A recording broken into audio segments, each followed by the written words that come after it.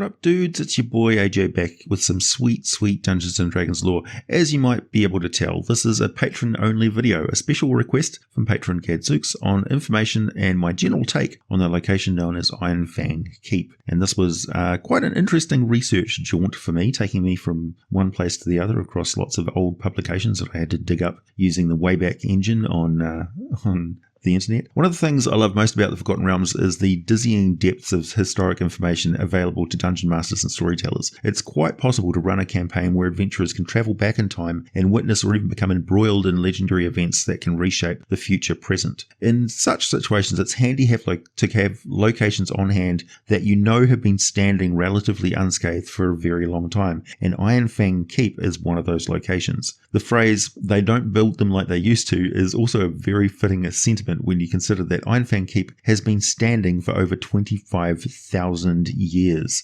For comparison, the Great Pyramid of Giza is only 4,607 years old, give or take the 85 years or so it took to build the pyramids at Giza. The ancient structure discovered in Turkey called Potbelly Hill, boy, I wish they gave it a better name now, but everybody refers to it in its Turkish name because it sounds better, dates back to 11,148 years ago, and that was in its first stages of construction before humans even had much of a grasp on how to make pottery. So it at least gives you some comparison to help it sink in just how ancient Ironfang Keep is and how incredible it is that information about where it comes from even exists at all for any of the people on Toril. Seemingly hewn from the cliff face upon which it rests, which is basalt, the imposing edifice thrusts upward from the bedrock of White River, which surrounds the structure on all sides, save for the east where the river cascades into the Moonsea in a screaming, deadly rocky fall of water and clashing rocks. Crafted in the likeness of two opposing fangs, or massive pincers,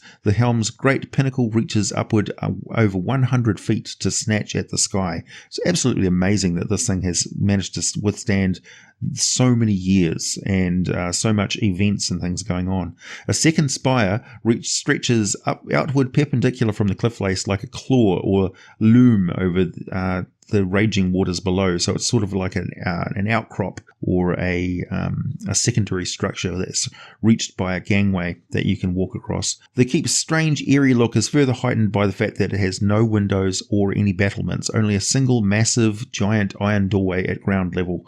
The fortress is seemingly impervious to all divination and teleportation effects, and in the days since the Avatar crisis has been surrounded by a defensive ring of wild and dead magic zones that have persisted to this day. Scholars today know little of the keep's founding, but through draconic legends they do speak of a mighty fortress of similar description around the close of the Dawn Age. Such accounts are vanishingly rare, as dragons themselves are not prone to recording the legends and materials that do not last even the length of their own lifetime. But about 25,000 years ago, before man and elf raised the standing stone 1,491 years ago, there was a great and terrible conflict in the world before the rise of the so-called civilized races. In that distant time, a terrible genocide, a war of genocide spanning 1,000 years, had been raging between the mighty giant and dragon civilizations. Throughout the long war, the merciless dragon armies, led by a terrible Garrix, had driven a wedge through the heart of Astoria, the giant empire, leaving the fire giant realm of Helligheim terribly weakened and isolated. Centuries earlier, the fire giants had constructed these 12 mighty fortresses across the breadth of Hellingheim's southern frontier along the shore of what they called the Dragon Sea. Though impressive fortifications of earth and magic, so elemental, primal magic of the giants, one by one the citadels were overrun and shattered by the Dragon King's armies, and by the time the merciful King Killer Star appeared in the heavens and the elves crafted the cruel and epic Draco Rage or Rage of Dragons enchantment to drive the worms into madness, only one remote keep remained standing. This forbidding keep, fashioned from basalt, still stands on top of the cliffs near the mouth of the White River, and the keep is it's just got that single entrance, no windows or battlements, and it's kind of clear in that area because nothing really grows that close to the mighty falls. To the inhabitants of the realms, no credible account really exists of the keep's terrier. So there's lots of hearsay and rumour and false maps that are spread far and wide by would-be adventurers or people who are looking to make a quick dollar by selling these fake maps. However, those who have dealings with the occupants of the place all say the same thing, that they seem most active at night and their magic is exceedingly difficult to detect or dispel. And the keep itself seems impervious to all divination and teleportation effects. That's well known, even those cast inside its walls, some say.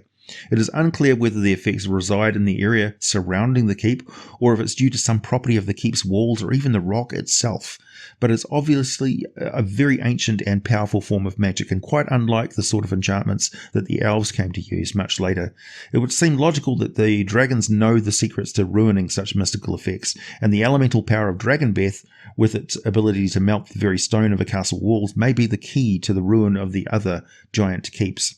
Over the course of eons, who really knows what tales this structure could tell, as it's been abandoned and occupied over and over by a very long list of beings, both monstrous and benign. Long before the dwarves first laid eyes on it as they migrated from the east towards the spine of the world, it had already known many tenants. All had come, played out their tales on the world, and were now long forgotten.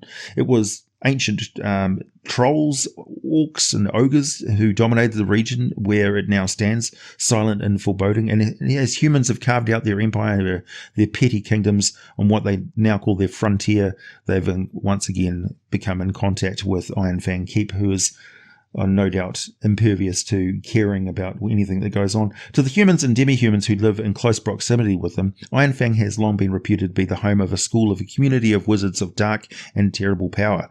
Over the years, one petty king or minor baron or the other inevitably sends some reckless party of adventurers to Ironfang, only to discover soon after the remains of the group quietly and gruesomely piled in the corner of his bedroom. An army once sent out of Mulmaster to put an end to the rumour and fable was soon set upon by a weirdly organised uprising and unprecedentedly large raiding parties of the entire local Gnoll population. For 50 years, the Gnolls continually attacked Mulmaster and the settlements in the region, severely depressing the growth, economy and quality of life for the humans who lived there. This Gnoll aggression only stopped when the last Baron, Mongo, Blood of Galan, claims to have ventured inside and met the inhabitants of the keep. After he appeared later, after disappearing, so he reappeared in Suzail in 1367 DR, badly beaten, telling a confused tale. Delirious, he was put to bed, and by the next morning his remains were found plastered all over his room in a gruesome display with no clear signs of violence. These days, the nobles, known as Zors and Zoras of Mulmaster, are concerned only with the Council of Blades and their political alliances with the Zentarum. Most land traffic to the city comes from the south, intersecting the Cormanthor, the Vast, and the eastern regions of the Dragon Reach. With the exception of Ironfang Keep, there are few settlements near Mulmaster in the eastern Moonsea. Trade in this region is mostly a balance between imported foodstuffs, cloth, liquor, luxury items, and the export of weapons, armour and ships that go on to ply the Moonsea, and of course jewellery. There are many mining operations throughout the region, but although there's very rich iron deposits all around Ironfang Keep, which is how it got its name, nobody wants to mine there. The legends of evil things that have happened there turn every shadow into a ghost to those superstitious folk who delve into the rock for a living. The truth is, the keep was sealed by giant runecasters when the inhabitants of Helheim decided to retreat to the north a century or two after the end of the war with the dragons, because there was nothing really there for them to stay. The conflict had ended and they didn't need to protect the frontier anymore. It stood empty and forgotten, no longer needed by the giants until minus 981 DR, when a great horn minotaur named Hask claimed to it as the capital of his burgeoning empire called Grong Harp. Grong Harp fell after Hask disappeared in minus 350 DR, and after it dissolved, Ironfang Keep was again forgotten. What Hask had done there, though, and the entity he unleashed on the world of Toril is very important, so we'll talk about that for quite a bit in a moment. Legend claims that an arcanist from the fallen Netheril Empire was the next creature to enter the keep, but he was supposedly later found wandering the land of Thar, utterly insane, babbling the word green over and over again. Much later, beastly hybrid creatures were encountered in its vicinity, which led credence to rumours of someone experimenting on living beings within the keep. Ibexians, first noted near the keep in 703 DR, were thought to be one of the results of these experiments. If this is true, or tales told to fill in the gaps of people's knowledge of the world around them, perhaps it's because it's quite easy to just point at Ironfang Keep and lay all the mysteries and bad things that happened around the area at the foot of the ancient edifice, because people just don't know. So, what did the Minotaur Hask do there? Well, when he arrived, he declared the keep to be the centre of his new empire, and over the next 600 years, Grongharp slowly expanded to cover the modern-day wastes of Thar, the eastern Moonsea, and northern highlands of the Vast, with only an occasional clash with the elves of Cormanthor or the orcs of Vastur. The Minotaur Kingdom enjoyed a level of civilization not common among their kind, except for possibly on the world of Kryn. Then, late in the winter months of the Year of Graven Words in -350 DR, a goblinoid horde 100,000 strong marched against Grongharp from the tortured lands of the icy Norse in one particularly bitter winter, issuing an utterance in a tongue not spoken on Toril since the days of Thunder. Hask, impossibly still alive, summoned forth an elder manifestation of absolute evil and sick malevolence. Hargut of the Grey Pestilence surveyed the battlefield before turning its ancient, undying gaze upon the Priest King, and speaking a powerful recitation of command, Hask then ordered the Grey Pestilence to scatter the invaders and defend the keep. In an epic level of violence, tens of thousands died that day before the walls of Ironfang Keep, their flesh fed into Hargut's voracious maw, and their souls consigned to an eternity in the barrens of doom and despair.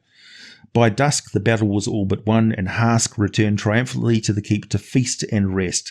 Inside, the Priest King was stunned to discover two grim-looking humans sitting nonchalantly upon the giant crafted throne. So, we know there's a throne in there. Before Hask could react, a third assassin appeared behind the Priest King, driving a simple iron blade through his back and into his heart. As the life energy pumped into the enchanted dagger, Hask's form began to shift and change, revealing his true nature, finally, as a Batrachi-led doppelganger. A bred doppelganger, I should say. A true legacy creature from the actual days of Thunder, probably immortal. Thousands of years old, at least. The mysterious trio then later exited the keep, heading upriver towards the Glacier of the White Worm and beyond, never to be heard from again. So perhaps they were in fact time-travelling adventurers from the future. Who knows? Orc folklore from the period tells a similarly disturbing tale. Every decade or so, entire tribes of the Great Vasta Empire would go missing. A few witnesses describing shadowy abductors appearing totally without warning to capture unsuspecting clansmen in the night and spirit them away to die horribly, possibly in Ironfang Keep. The Grey Tuskers, a tribe there, were not the only peoples to go missing in the region. For generations, elves, ogres, giants, and even dragons would go missing under mysterious circumstances. Whispers began to surface that the Ironfang Keep was now inhabited by vile beast experimenters, rumours that were seemingly confirmed again when they spotted some of these creatures in their vicinity. Sanctum of the eviscerated suspect by some decades. The present inhabitants of Ironfang Keep are they're priests of beast cult, whose members venerate obscure elder powers and experiment on creatures they abduct from nearby mountains. The disturbed cultists believe in a dogma in which one can achieve physical perfection through the use of grafts. So they have these grisly rituals in the proximity of Ironfang Keep, where the cult members actually willingly allow monstrous limbs to fuse onto their flesh magically, attaching them to their bodies, becoming bestial things. With grim purpose, these surgeries are performed in the bowels of Ironfang Keep in a chamber known as the Sanctum of the Eviscerated.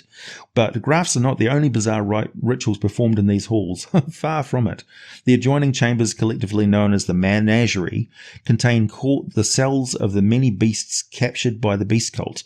Over the centuries, several hundred grisly and ghastly aberrations have been released into the wild, the result of bizarre breeding or failed experimentation. The goat-like Ibexians, which I mentioned before, were first seen in the year of shambling ice in 703 DR. It's just one creature of the hundreds of which have been born to the cult, but it's one which has managed to form a sort of a savage civilization and breed true. Prisoner of the keep, The true power within the Ironfang Keep comes not from the beast cult, but from the entity trapped within that they worship without question. Hask, voice of Hargut, still alive, imprisoned in the keep for nearly 7 centuries. Hask did not perish that day long ago on the field outside Ironfang Keep when the 3 dark assassins and the brooding necromancer and the dour warlord presented an offer to the dying priest king, vowing to spare his life, not actually plunging a dagger in his back, in exchange for his undying fealty and command of the grey pestilence, which he handed over. His lifeblood trickling away and not fully appreciating the ramifications of his decision, Hask readily agreed, selling out a creature of absolute evil. The 3 men dragged Hask outside the keep to lay prone before Hargut, the grey pestilence, producing a gem-crusted scepter from Losk Imaska. The necromancer pointed the artifact first at Hargut and then at Hask before speaking 3 arcane syllables.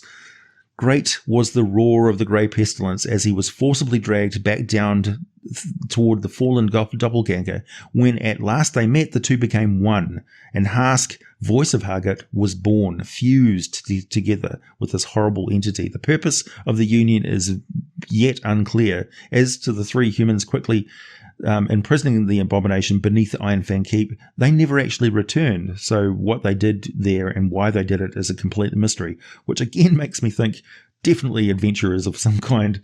Adventurers penetrating the keep today risk freeing the lost god, an event which is sure to ignite fear across the length and breadth of Faerun, because it is a powerful abomination. If released, Hask will quickly seek out and receive the protection of both Malar and Guanadaur, and turn this malevolent thoughts to the conquest of the Moonsea and destruction of the Church of Bane, which is encroached and is now established in Mulmaster and its followers.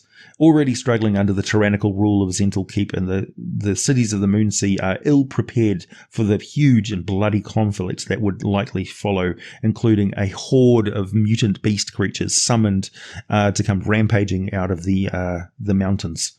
So, what is Hargut? Hargut is an antediluvian horror from the Far Realm that manifested on Toril as a colossal worm-like creature with a giant-sized mouth filled with layer upon layer of razor-sharp teeth. Basically think sandworms, a green sandworm from Dune. Hargut's skin is a sickly green and semi-transparent with red sores visible beneath the surface like bubbling tumours.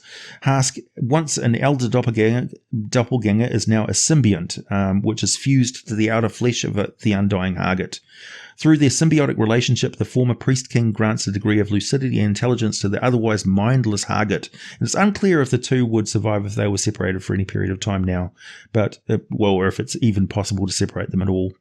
So, there you go, patrons. I hope you enjoyed this one, and and hopefully it inspired you a little bit if you're ever running your campaign near to Mulmaster.